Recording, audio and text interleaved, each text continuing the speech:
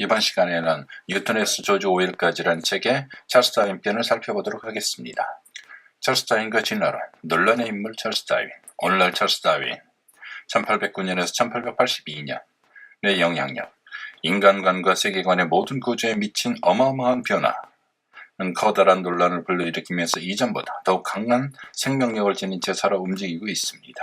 19세기에 일어났던 과학과 종교 사이의 심각한 대립과 갈등은 오늘날에는 사실상 가라앉아서 화해하거나 무관심하게 되거나 또는 다른 영역으로 나뉘어졌습니다. 그러나 다윈과 그의 저술에 관련된 논전은 지금도 계속해서 쏟아져 나오고 있으며 그들 중 일부는 여전히 비판적이고 적대적이라 할 수 있겠습니다.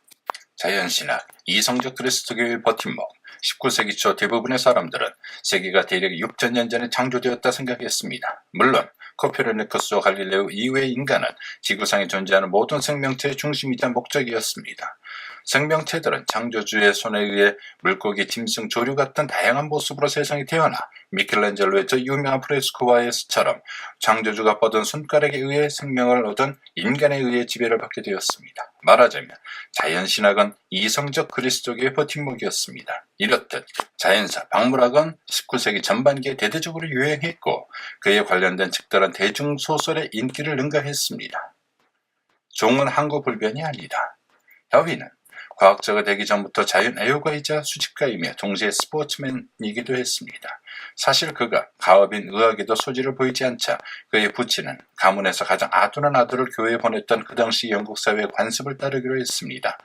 이렇게 해서 다윈은 1827년 케임브리지 대학에 입학했습니다. 모두들 다윈이 식물 채집에 종사하는 또 한 사람의 빅토리아 시대 성직자가 될 것이라 예상했습니다. 그러나 그는 우연에 의해 여기에서 벗어날 수 있었습니다. 1831년 영국 해군은 남반부 탐색길에 오르게 될 HMS 비그로에 탑승할 박물학자를 구하고 있었습니다. 남아메리카 해안과 태평양 섬들을 조사하여 1년의 크로노미터, 바다에서 특히 경도를 측정할 때 이용되는 것으로 매우 정확한 시간 측정 장치, 측정을 수립하는 것이었습니다. 이때 그의 친구이자 스승이며 케임브리지 대학의 식물학 교수인 헨슬과 다윈을 추천했습니다. 헨슬러는 다윈에게 라이엘, 모든 지표의 모양은 오랜 기간에 걸친 물리적, 화학적, 생물학적 과정을 통해 이루어졌다는 개념을 널리 받아들이게 하는 데 공헌했다. 또한 생물전의 기초를 확립한 업적을 남겼습니다.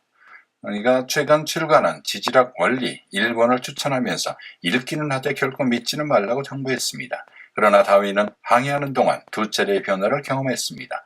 먼저 라이엘의 지질학 이론을 신봉하게 되었고 다음으로 종의 불변성을 의심하기 시작했습니다. 어째서 멸종한 화석들 종들은 현존하는 동물들과 그토록 긴밀한 구조적 연관성을 갖는가?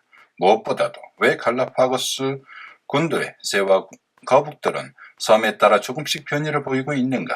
덕분에 섬 주민들은 거북을 볼 때마다 어느 섬에서 온 거북인지를 알아맞힐 수 있었던 것입니다. 이 모든 것들은 특별 창조설과 맞지 않는 것으로 여겨졌습니다. 그러나 일단 종의 불변을 의심하고 나자 그 현상들이 이해되기 시작했습니다. 종의 기원은 19세기 중반 폭넓은 관심을 끌었습니다. 자연 선택에 의한 종의 기원, 즉 생존 경쟁이 있어서 유리한 종족의 존속에 관하여를 줄여서 종의 기원이라 한다. 그것은 대단히 독창적인 연구였으며 자연 선택의 관점과 지질학의 거의 무한대한 시간적 조망 속에서 바라본 자연계의 거대한 파노라마였습니다. 종의 기원이 악명을 떨치게 된 이유는 이 두 가지로 생각될 수 있습니다. 첫째, 그것은 프로테스탄티즘의 이성주의적 기독교 변증론, 자연신학을 일거에 파괴해버렸습니다.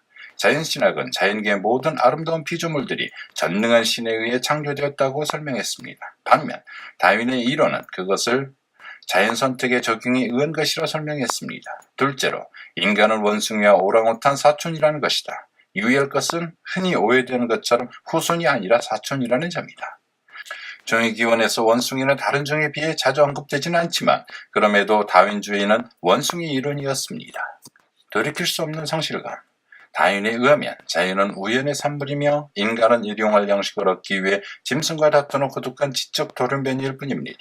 일부 사람들은 돌이킬 수 없는 상실감을 느꼈습니다.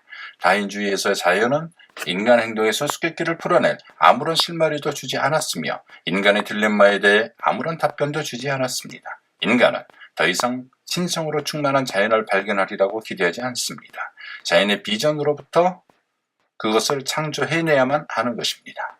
힘의 철학이 탄생하다.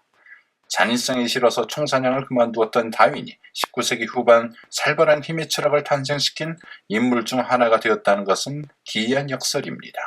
생존투쟁 개념은 분명 다윈에 의해 만들어진 것이 아닙니다. 그러나 그것을 사회적 관계에 적용시키고자 하는 경향을 강화하는 것은 다윈의 이론이 제공한 과학적 틀이었습니다. 심지어 마르크스와 엥겔스마저도 다윈주의를 계급투쟁에 원용했습니다. 다윈은 자본론 영업판이 자신에게 헌정되는 영예를 정중하게 거절하였으며 진화론을 사회적 맥락에 적용하는 것을 용인하지 않았습니다.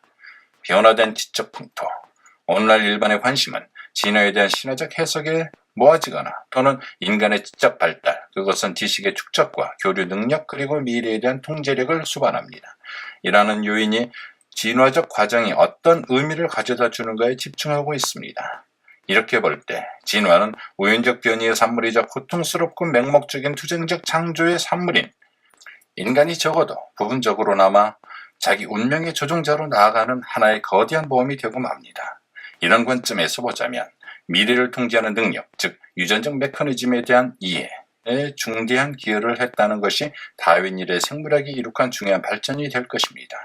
다윈의 자연선택 이론은 초기에는 새로운 과학에 적용되지 않는 것으로 여겨졌고 다윈의 명성 역시 얼마간 하락했습니다. 그러나 그 유전학 이론은 변이를 유전자의 변종에 적용하는 환경선택의 결과로 설명하기 시작했고 오늘날에 이르러 선택은 생명의 본질에 대한 통찰 그리고 선악간의 인간의 물질적 지적 구조의 무한한 형성 가능성에 대한 전망과 더불어 유전학 연구에서 핵심적 개념이 되었습니다.